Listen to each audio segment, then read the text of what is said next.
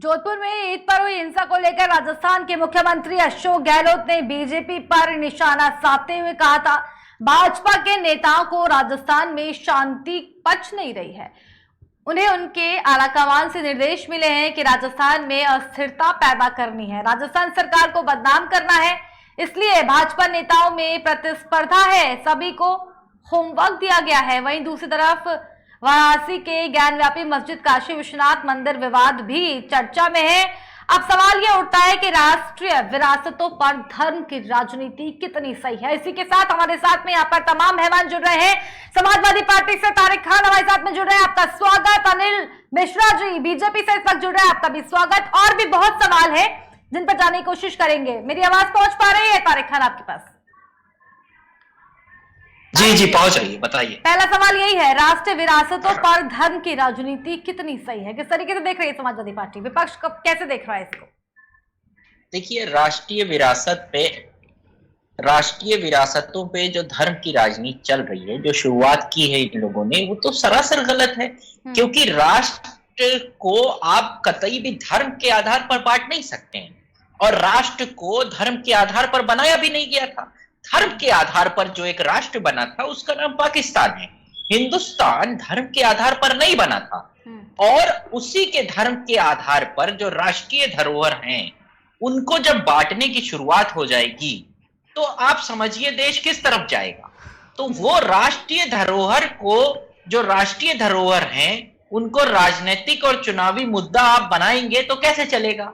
जो राष्ट्रीय धरोहर है, ताजमहल, कुतुब मीनार राष्ट्रीय धरोहर है, वो किसी एक इंसान की धरोहर थोड़ी ना है। तो उसको, इन सब चीजों को जो राष्ट्र के लिए जरूरी चीजें हैं, उनको आप धर्म के चश्मे से देखकर, उसको राजनीतिक रूप देकर, राजनीतिक लाभ लेकर चुनाव जीतने के अलावा और कोई तरीका नहीं है। आप मध्य प्रदेश से उठा लीजिए, वो तो चुनाव होने वाला है। दिल्ली उठा लीजिए, वहां पर म्युनिसिपल बोर्ड के चुनाव होने वाले हैं। तो कहीं ना कहीं ये सब कर चुनाव को पोलराइज करना और ये दिखाना, शुरुआत से ये दिखाना कि आप खतरे में हैं, आपको बचाया जाएगा, और एक आदमी आपके ऊपर हमला कर, ये एक समुदाय आपके ऊपर हमला करने वाले हैं या आपको खत्म कर देंगे।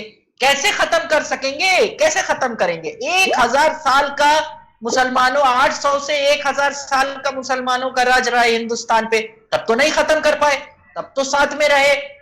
कहीं ना कहीं कुछ ना कुछ जरूर दिक्कत हुई होगी, प्रॉब्लम हुई होगी, आक्रमणकारी थे, अत्याचार किए थे, मानता हूं, लेकिन तब भी रहे। तो अब तो आपकी सरकार है, सब कुछ आप फुल फ्लेज हो, आप पावर में हो, चेंजेस करो ना। आप चेंजेस नहीं करते हो। ज्ञानव्यापी में आप क्या करते हो कि ये देखिए, ये लोग वहां पर जांच नहीं होने दे रहे हैं। अरे भाई, वर्शिप एक्ट जो कानून बना है उसको लोकसभा में आप चेंज कर दीजिए। चेंज करने के बाद आप चाहे जो करिए, किसने रोका है? विरोध तो हुआ था सबसे ज्यादा दिक्कत इसी बात बाहर जब सर्वे के लिए टीम पहुंची थी तो विरोध तो हुआ था सर, उसे तो एक्सेप्ट करिए। इससे पहले वाली डिबेट में जब आप मेरे साथ में बैठे थे तो आपने इस बात को एक्सेप्ट किया था।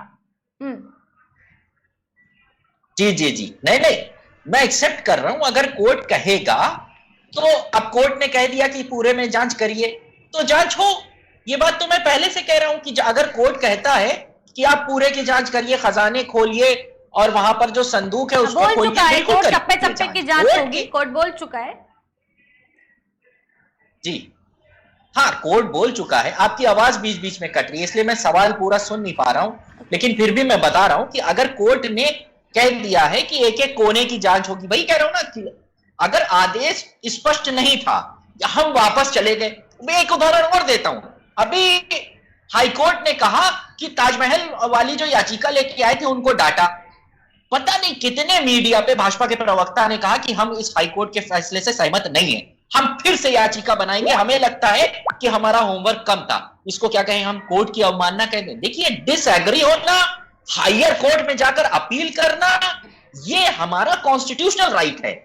तो अगर वहां पर वो लोग इस चीज से डिसएग्री थे, जो कि कानून बना हुआ है उसके बिहाफ पे डिसएग्री थे, तब भी लोअर कोर्ट ने ऑर्डर दिया, तो अभी भी उनके पास ये रास्ता खुला हुआ हायर कोर्ट जाने का। ऐसे ही ताजमहल की जो लोग याचिका दिए थे उनके पास भी रास्ता खुला हुआ है, वो भी, उनको हाई कोर्ट ने डाटा कि जाओ पहले पढ़ाई करके आओ, पीएचडी करो, नहीं करने देगा तो हम कराएंगे। तो वो लोग भी सुप्रीम कोर्ट जा सकते हैं अगर हाई कोर्ट ने डाटा।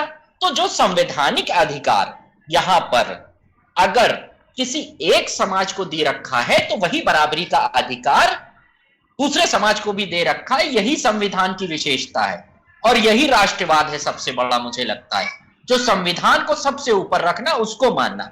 और संविधान को हम मानते हैं और समाजवादी पार्टी की यही विचारधारा है। समाजवादी पार्टी ने हमेशा कहा कि कोर्ट अगर कुछ कहता है, कोर्ट अगर कोई बात कह रहा है, उसको सर्वसम्मति से माना जाएगा। वो चाहे बाबरी के बारे में कहा हो, वो चाहे ज्ञानवापी के बारे में कहा हो। इस बात को सिर्फ मैं ही नहीं कहता हूं, यह समाजवादी पार्टी नहीं कहती है, मुस्लिम पर्सनल लॉ बोर्ड भी कहती है। सारे लोग कहते हैं कि जो कानून कहेगा वो मानूंगा। अब टीवी चैनल पे भाजपा के बड़े बड़े नेता, संबित पात्रा जैसे लोग और भी बड़े नेता लगातार परसों से कह रहे हैं कि जो ताज पे कोर्ट ने ऑर्डर दिया, हम बिल्कुल उसको नहीं मानते। इसको कैसे लेंगी? अवमानना तो हुई ना ये कोर्ट की। तो ऐसे ही नहीं, हाँ दूसरे लोग कह सकते हैं अवमानना, मगर मेरी नजर में ये सिर्फ डिसएग्रीमेंट है उस ऑर्डर का, और उनके पास उस ऑप्शन को एक्सरसाइज करना है कि वो हायर कोर्ट में जाएं। उनका भी वेलकम है और इधर भी वेलकम है। ये सोच रखनी स्वागत है सर। इस पर चाहिए। आपकी प्रतिक्रिया मैं चाहूंगी। तारिक खान ने जो सब कुछ कहा, जी मेरी आवाज पहुंच पा रही है सर आप तक? जी हाँ बोलिए। सवाल ये है, राष्ट्र धरोहरों पर धर्म की राजनीति आखिर क्यों हो रही है? राष्ट्र धरोहरों को धार्मिक पहचान देने की क्या कोशिश की जा रही है? क्या कहेंगे अनिल मिश्रा जी? देखिए, राष्ट्रीय धरोहरें जो हमारे देश की हैं, उनका एक कुछ न कुछ उनका एक प्राचीन इतिहास रहा है, प्राचीन कहानी है जिससे वो जुड़े हैं। ऐसा जी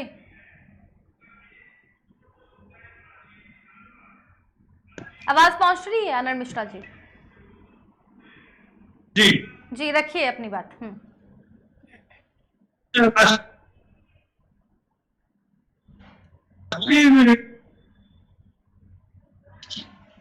संपर्क कहीं ना कहीं टूट रहा है। तारिक खान जी आपके पास फिर से लौट रही हूँ, आवाज आ पा रही है मेरी? तारिक जी आवाज पहुंच पा रही है? तारिक जी आवाज पहुंच पा रही? सवाल ये भी है कि आखिर ऐसा क्यों हो गया कि अचानक हर जगह मंदिर आपको दिखने लगा, चाहे वो कुतुब मीनार की बात कर ले, ताजमहल की बात करें या ज्ञानवापी मस्जिद की बात करें। तारिक जी आवाज पहुंच पा रही है क्या? तारिक जी, अनिल मिश्रा जी, बीजेपी से आवाज पहुंच पा रही मेरी आप दोनों तक?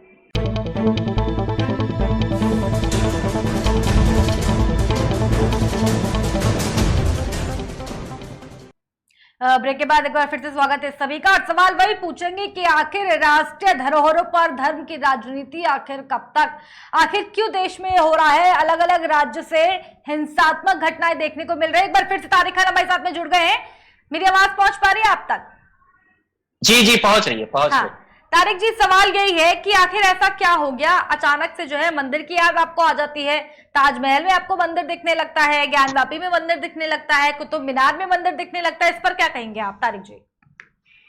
देखिए, इनको मिक्स मत करिए। मैं कहता हूं थोड़ा सा इन चीजों को देखिए। ज्ञानवापी का मसला अलग है और कुतुब मीनार और इनका मसला अलग है। वहां पर मस्जिद के अंदर जाकर और पूजा अर्चना करने की बात है, और वो भी एक तरीके से है तो मंदिर को लेकर के ही ना तारिक जी, कनेक्शन तो एक ही चीज है, मंदिर। नहीं, मैं डिफरेंशिएट करूंगा, मैं डिफरेंशिएट करूंगा इसलिए क्योंकि मुसलमानों का जो सबसे ज्यादा पवित्र जगह है या सबसे ज्यादा उनके लिए इंपॉर्टेंट है, वो एक तो मक्का और मदीना है, उसके बाद उनकी मस्जिदें, ठीक है। तो वहां पर जो और ताजमहल की आप बात कर रहे हैं या कुतुब मीनार की, वहां ऐसा कोई इस्टेब्लिश्ड मस्जिद नहीं है। वहां पर एक नमाज जरूर होती है, लाल किले पे भी होती है और वहां पर भी होती है। इस तरीके से अगर देखा जाए तो हजारों की संख्या में मुगलों ने अपने टाइम पे यहाँ पर किले भी बनाए थे, महल भी बनाए थे, और कई नवाब थे, कई डायनेस्टी थी जिसमें मुसलमान भी थे और जिसमें हिंदू भी थे। अब मेरा कहने का मतलब यह है कि जिंदगी पिछली वक्त से चलेगी या आने वाले वक्त के बारे में सोचने से चलेगी? हमारे लिए ज्यादा बेहतर यह है, जिस स्थिति में हिंदुस्तान है अभी, कि हम आने वाले वक्त की तरफ देखें। हम फिर से उसी में चले जाते हैं। सिर्फ ये भाजपा की तरफ से आरोप लगाया जाता है कि हम लोग मुगलों को पकड़े हुए हैं, हम लोग महमूद गजनी को पकड़े हुए हैं, हम लोग तुगलक को पकड़े हुए हैं, हम लोग तैमूर को पकड़े हुए हैं, हम लोग अकबर को पकड़े हुए हैं, हम लोग बाबर को पकड़े हुए हैं, हम लोग हुमायूं को पकड़े हुए हैं, हम लोग औरंगजेब को पकड़े हुए हैं। कोई किसी को नहीं पकड़े हैं। वो लोगों को हिंदुस्तान में मुसलमानों ने तो बुलाया नहीं था। ये भी डिबेट का इशू नहीं है कि वो कैसे आए थे, जैसे भी आए हो, जो भी किया हो, वो हो चुका है। अब आप क्या करना चाहते हैं? आप भी मान लेते हैं वो डिस्ट्रॉयर थे, तो आप भी उनकी तरह डिस्ट्रॉयर बनना चाहते हैं? बताइए, आप मान लेते हैं। मैं तो एक एक बात मानने की तैयार हूं। ध्यान से सुनिएगा सवाल। ठीक है अनिल जी, उन्होंने जो किया क्या आप भी वही करेंगे? तारिक खान का कहना है। नहीं, तारिक खान जी ने जो बात रखी है, उन्होंने ठीक कहा है कि पुरानी बातों की चर्चा न करते हुए देश कैसे आगे जाए, कैसे हमारा देश मजबूत हो, विकसित हो और आगे बढ़े, उस पर विचार होना चाहिए। मेरा भी ये मानना है, मैं भी इस मुद्दे पर इनकी बात से एग्री करता हूं। और रही बात भारतीय जनता पार्टी के पक्ष की, तो आप जानती हैं कि कोई चाहे वो अयोध्या में बाबरी मस्जिद वाला विषय रहा हो या राम जन्मभूमि वाला, कोई भारतीय जनता पार्टी के किसी कार्यकर्ता या किसी नेता के द्वारा मुकदमा नहीं दायर किया गया था। वहां पिछले 60-70 सालों से मुकदमा चल रहा था। आप लोग जानते हैं कि अयोध्या मुद्दे का मुकदमा 50-60 साल पहले दाखिल हुआ था वहां की जिला कचहरी में। उसके बाद वो चलते चलते आगे बढ़ते में आया। और ये चाहे वो ज्ञानवापी का विषय हो या ताजमहल का विषय हो, हमारा देश एक लोकतांत्रिक देश है, संवैधानिक देश है। यहाँ अभिव्यक्ति की आजादी है, किसी भी व्यक्ति को अपनी विचार और अपने उस पर स्वतंत्रता है। उस आधार पर अगर कोई व्यक्ति न्यायालय की शरण में जाता है, कोई बात रखता है, कहीं कुछ, आप इस देश में पद्मनाभम मंदिर का तहखाना खुल चुका है कोर्ट के आदेश से, चाहे वो मंदिर हो चाहे वो मस्जिद हो, इसको किसी रंग में रंगना ठीक नहीं है। वहां भी याचिका हुई, याचिका के आधार पर कोर्ट का आदेश हुआ और मंदिर के तहखाने खुले और वहां खजाना मिला। उसी प्रकार से अगर देश के किसी नागरिक के द्वारा ज्ञानवापी या ताजमहल का विषय बनाया जाता है तो उसको धार्मिक रंग देने की जरूरत नहीं है। मेरा ये मानना है कि जो लोग उसको न्यायालय के आदेशों में अवरोध उत्पन्न कर रहे हैं, रोक रहे हैं, वो गलत है, सरासर गलत है। उनको न्यायालय के आदेश में व्यवधान उत्पन्न नहीं करना चाहिए। एक सवाल ये भी है अनिल मिश्रा जी कि अचानक से याद आ गई, तो चाहे ताजमहल की बात की जाए, कुतुब मीनार की बात की जाए, ज्ञानवापी की बात की जाए, सब जगह जो है मंदिर नजर आ रहा है। क्या कहेंगे इस पर अनिल मिश्रा जी? मंदिर का विषय उसमें केवल मंदिर के लिए किसी ने याचिका नहीं दायर की है। उनका एक याचिकाकर्ताओं का ये कहना नहीं है कि यहाँ मंदिर है, उनका कहना दूसरा है। उनका कहना यह है कि भाई इसमें कमरे हैं, 22 कमरे हैं ताजमहल में, नीचे क्या है, लेकिन उसमें ये सारी विषय तरीके से फटकार लगा दी है। अनिल मिश्रा जी, कोर्ट की दलील अगर आपने सुनी होगी तो कड़ी फटकार आप लगा दी है याचिकाकर्ता को। ठीक है, तो यहाँ आप ज्ञानवापी के विषय में लीजिए। ज्ञानवापी में तो कोर्ट ने एक्सेप्ट किया कि वहां कमरे खुलने चाहिए, उसकी जांच होनी चाहिए, तो उसमें फिर विरोध कैसा?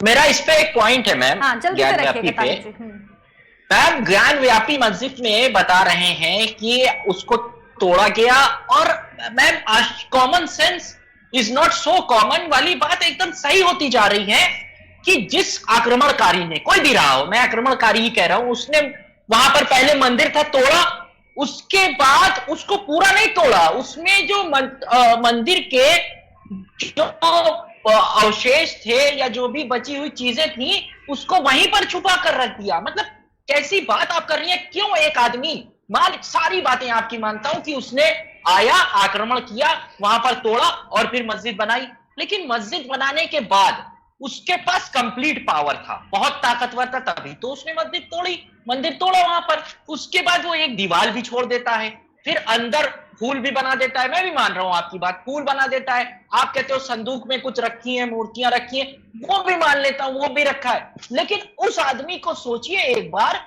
कि वो कंप्लीट पावर में था और कितना बेवकूफ था कि उसने मतलब जो वीडियोग्राफी में जो फैक्ट्स दिखे हैं आप उस पर बिलीव नहीं कर रहे हैं। वीडियोग्राफी में जो फैक्ट्स सामने आए हैं उस पर बिलीव नहीं कर रहे हैं। पूरा बिलीव है, लेकिन वीडियोग्राफी अगर बिलीव होता तो आप इस तरह के सवाल नहीं उठाते तारिक जी। देखिए वीडियोग्राफी हो रही है, अभी उसका रिजल्ट नहीं आया। मैम सिर्फ एक कैमरामैन कह रहा है कि मैंने स्वास्तिक का चिन्ह देखा, तो स्वास्तिक का चिन्ह क्या पेटेंट है क्या किसी का स्वास्तिक?